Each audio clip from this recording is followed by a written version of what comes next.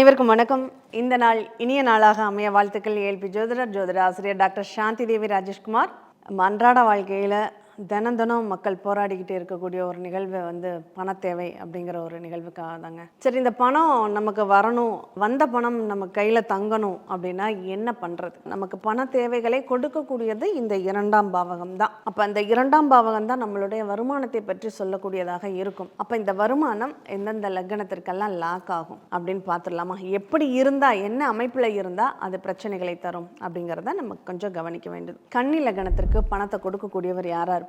இந்த ரிஷபத்திற்கும் கன்னிக்கும் ஒரு ஒற்றுமை உண்டு. என்னன்னா, இந்த புதன் சுக்கிரன் 2 பேரும் நல்லா இருந்தால் தான் அவங்களுக்கு வருமானம்ங்கிறது வரும். அப்படி அவங்க 2 பேரும் நல்ல நிலைமையில இருந்தாங்கன்னா அவங்களுக்கு ரொம்பவே சாதகமான ஒரு சூழ்நிலைகள், பணவரவுக்கான வாய்ப்புகள் அப்படிங்கிறது நல்லாவே இருக்கும் அப்படின்னு சொல்லலாம். இப்போ இந்த கன்னிக்கு இந்த சுக்கிரன் எங்கெங்கெல்லாம் இருக்கக்கூடாது அப்படின்னா, இந்த கன்னிக்கு கும்பத்தில் சுக்கிரன் இருக்கக்கூடாது, மேஷத்தில் சுக்கிரன் இருக்கக்கூடாது. இந்த கும்பத்தில் மேஷத்தில் சுக்கிரன் இருந்தால் இந்த கன்னிக்கு பணம் கையில் கிடைக்காது, தங்காது, பயன்படுத்திக்க முடியாது அப்படிங்கிற ஒரு சூழ்நிலைகளை ஏற்படுத்திடும். இவங்க வருமானத்தை பெறுவதற்கு என்ன பண்ணணும், என்ன வழிபாடுகளை மேம்படுத்திக்கணும்னா, செங்கமல தாயார், தாமரை பூவில் வீற்றிருக்கக்கூடிய மகாலட்சுமியை இவங்க போய் வழிபாடு பண்றாங்கன்னா ரொம்ப விசேஷமாக இருக்குங்க. அம்பாளுடைய திருநாமம் எதுவாக வேணாலும் இருக்கட்டும், தாமரை பூவினில் வீற்றிருக்கக்கூடிய அம்பாளை இவங்க வழிபாடு செய்வதன் மூலம் இவங்களுக்கு நல்ல அமைப்பு அப்படிங்கிறது இருக்கும். இன்னும் சொல்ல போனா, அப்படி அந்த மாதிரி இல்லைங்க, அது ரொம்ப ரேரா தான் ஒரு சில இடங்கள்ல இருக்குங்க அப்படிங்கிறவங்க அவங்க என்ன பண்ணலாம், பத்மாவதி தாயாரை வழிபாடு பண்ணலாம். இந்த பத்மாவதி தாயார் அப்படிங்கிற திருநாமத்தில் அம்பாள் எங்க இருந்தாலும் அவங்க போய் அம்பாளை வழிபாடு பண்ணலாம். அவங்களுக்கு இந்த பொருளாதார தேவைகள் பூர்த்தி ஆகக்கூடிய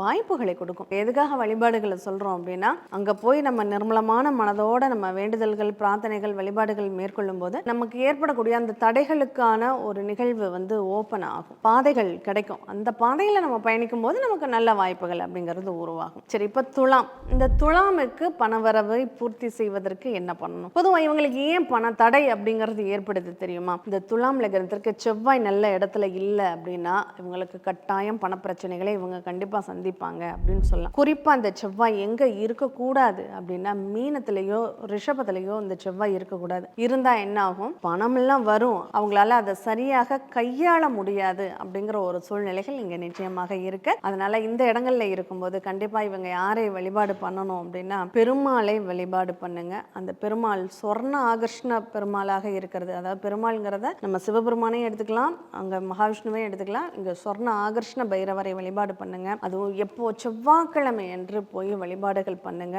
உங்களுக்கு ரொம்பவே நல்லா இருக்கும். இல்லைங்க, அவங்க பக்கத்துல சொர்ண ஆகர்ஷ்ண பைரவர்லாம் இல்லைங்கிறவங்க நீங்க என்ன பண்ணலாம், முருகப்பெருமானையே நீங்க வழிபாடு பண்ணலாம். அதுவே உங்களுக்கு நல்ல யோகமான சாதகமான பலன்களை உங்களுக்கு கொடுக்கும் அப்படின்னு சொல்லலாம். அடுத்து விருச்சகம். இந்த விருச்சகத்திற்கு பண தேவை அப்படிங்கிறது என்ன மாதிரியாக அமையும்? இந்த பண தேவையை கொடுக்கக்கூடிய ஒரு கிரகமாக இருப்பது யாருங்க?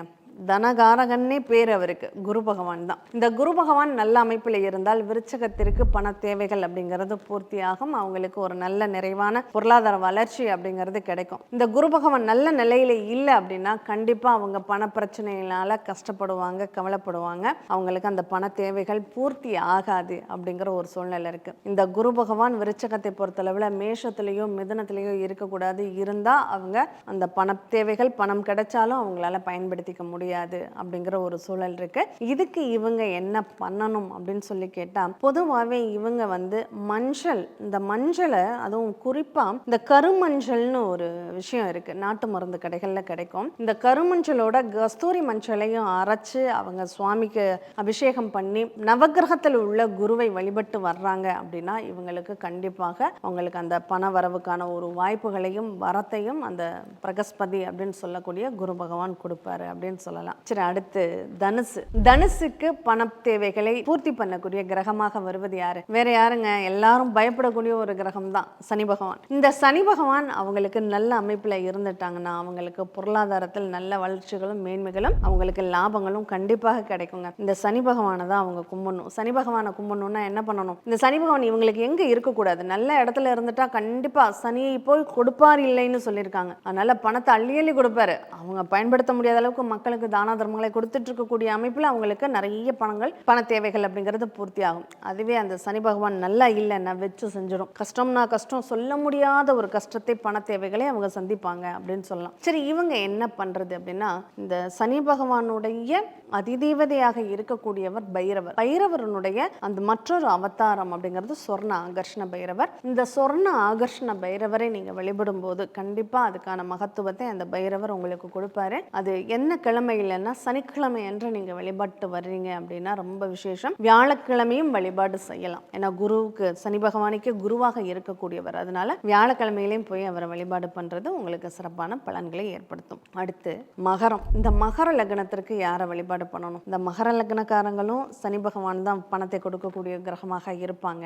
இந்த மகர லக்னத்திற்கு பொறுத்தளவில் சனி பகவான் எங்க இருக்கக்கூடாது அப்படின்னா, மகர லக்னத்திற்கு மிதுனத்திலையும் சிம்மத்திலையும் சனி பகவான் இருக்கக்கூடாது. இருந்தா அவங்க பணத்திற்காக கஷ்டப்படுவாங்க. பண தேடல்கள் அப்படிங்கிறது அவங்களுக்கு அதிகமாகவே இருக்கும். சரி, இவங்க இந்த பண தேவைகளை பூர்த்தி செய்வதற்கு இவங்க என்ன பண்ணிக்கலாம் அப்படின்னு சொல்லி கேட்டா, பொதுவா மகரத்திற்கு மட்டும் கூடுதலாக இந்த குபேரனை வந்து வழிபாடு பண்றது, லக்ஷ்மி குபேரனை வழிபாடு பண்றது இவங்களுக்கு ரொம்ப விசேஷமாக இருக்கும். ஏன்னா கும்பம்னாவே அந்த பானை வயிறு, அதோட இருக்கக்கூடியவர் யாருன்னா குபேரர் தான். அப்ப அதனால குபேரனை வழிபாடு செய்ய வேண்டும். சனிக்கிழமை அன்று தாமரை இதழ்களால் அலங்கரித்து அந்த குபேரனை வழிபாடு பண்றாங்கன்னா இவங்களுக்கு பண தேவைகள் பூர்த்தி ஆகக்கூடிய ஒரு வாய்ப்புகள் அதிகமாகவே இருக்கும் அப்படின்னு சொல்லலாம். அடுத்து கும்ப லக்னம். இந்த கும்ப லக்னம் நம்ம சொல்றது எல்லாமே அட்சய லக்னம் செல்லக்கூடியவர்களுக்கு தாங்க.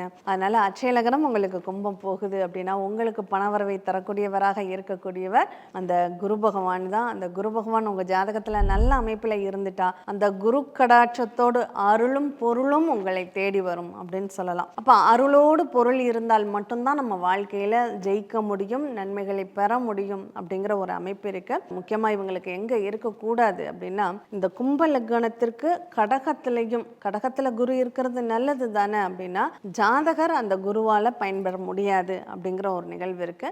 அதே மாதிரி கடகத்திலையும் கண்ணிலையும் குரு பகவான் இருந்தாருன்னா இந்த கும்ப லக்னக்காரங்களுக்கு பிரச்சனைகளை அதிகமாக ஏற்படுத்தும் அப்படின்னு சொல்லலாம். இப்ப இவங்க என்ன பண்ணணும் இந்த பண தேவைகளை பூர்த்தி செய்வதற்கு அப்படின்னா, இந்த குரு பகவான் ஈசனை வழிபட்ட இடம்னு நிறைய இடங்கள் உண்டுங்க. பிரகஸ்பதி ஈசனை வழிபட்ட இடம் அப்படின்னு சொல்லியிருக்கு. அதில் முதன்மையானது இந்த குருவனுடைய நிகழ்வே நமக்கு சிறப்புகளை தரக்கூடிய யோக குருவாக இருக்கக்கூடியவர் நம்ம சென்னையில் வந்து இருக்கக்கூடிய கோவிந்தவாடியில் இருக்கக்கூடிய யோக தட்சிணாமூர்த்தியை நீங்கள் வழிபடுவதன் மூலம் உங்களுடைய பொருளாதார தேவைகளை உங்களால் பூர்த்தி செய்துக்க முடியும் அப்படிங்கிற ஒரு நிலை இங்கே இருக்கு. சரி, அடுத்ததாக மீன லக்னம். இந்த மீன லக்னத்திற்கு உங்களுக்கு பண வரவு பூர்த்தி ஆகணும், இல்லை கையை கடிக்காம இந்த மாச செலவுக்கு கஷ்டம் இல்லாம வந்தாலே போதும்பா அப்படின்னு நினைக்கிறீங்களா? அப்போ இந்த காலகட்டங்கள் உங்களுக்கு பணவரவை தரக்கூடிய கிரகமாக இருப்பது செவ்வாய் பகவான். இந்த செவ்வாய் நல்ல அமைப்புல உங்க ஜாதகத்துல இருந்துட்டாருன்னா பண தேவைகள் உங்களுக்கு ஆட்டோமேட்டிக்கா கிடைக்கும். பூமி யோகத்தை கொடுத்துடும். நிறைய பொருள்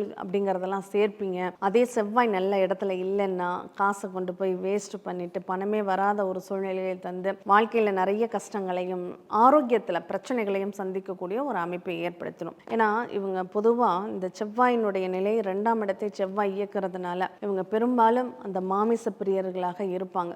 அதாவது ஒரு சிலர் மட்டும் கூடுதலா அவங்களுக்கு இந்த பண கஷ்டம் அதிகமாக இருக்கிறதா எதிர்பார்க்கலாம். இப்போ அவங்க என்ன பண்ணணும், முதல்ல அந்த மாமிசம் சாப்பிடுவதை நிறுத்திட்டு அவங்க வந்து பக்கத்துல உள்ள அந்த முருகன் கோயிலுக்கு வியாழக்கிழமை அன்னைக்கு போயிட்டு வரணும். போயிட்டு வந்தாவே அவங்களுக்கு ஓரளவு நல்ல பலன்கள் அப்படிங்கிறது ஏற்படும். இந்த முருகனுக்கு சின்னதா ஒரு வேல் வாங்கிக்கோங்க. முருகன்கிட்ட கொண்டு போய் வச்சு ஒரு அபிஷேகம் பண்ணி ஒரு அர்ச்சனை பண்ணிட்டு அந்த வேலை வீட்டுக்கு வாங்கிட்டு வந்துட்டு அந்த வீட்டில் ஒவ்வொரு வியாழக்கிழமையும் வீட்டில் வேல் பூஜை செய்யுங்க, வேல்மாறல் படிங்க. கண்டிப்பாக உங்களுக்கு எப்போதுமே பணம் வந்து உங்களுக்கு பெருகிக்கிட்டே இருக்கும், நல்லாவும் இருக்கும், நிறைய நன்மைகள் அப்படிங்கிறது உண்டு. இப்படி பண தேவை இந்த ஒரு கிரகத்தை மட்டுமே வச்சு நம்ம எடுக்க முடியும். ஆனால் அந்த ஒரு கிரகம் மட்டுமே பணத்தை கொடுக்குமா அப்படின்னா கொடுக்காது. நமக்கு தொழில்ங்கிற பாவகம் எப்படி இருக்குன்னு பார்க்கணும். நம்ம ஜாதகத்தில் அதுக்கான கிரகங்கள் அப்படிங்கிறது எந்த அமைப்பில் இருக்குது அப்படிங்கிறத பார்த்து தான் நம்ம பண தேவைகள் நமக்கு பூர்த்தி தருமா தராதா, அதுக்கு பிரத்யோகமாக என்ன பண்ணுறது அப்படிங்கிறதுலாம் ஏற்படும். இந்த வழிமுறைகளை பயன்படுத்துங்க. உங்கள் ஜாதகத்தில் முக்கியமாக 2ஆம் பாவகம் நல்லா இருக்கான்னு பாருங்கள். அதை எப்படி தெரிஞ்சுக்கிறது? அதுக்கு தான் ஏஎல்பி ஜோதிடம் படிங்க பாருங்க அப்படின்னு கேட்குறோம்.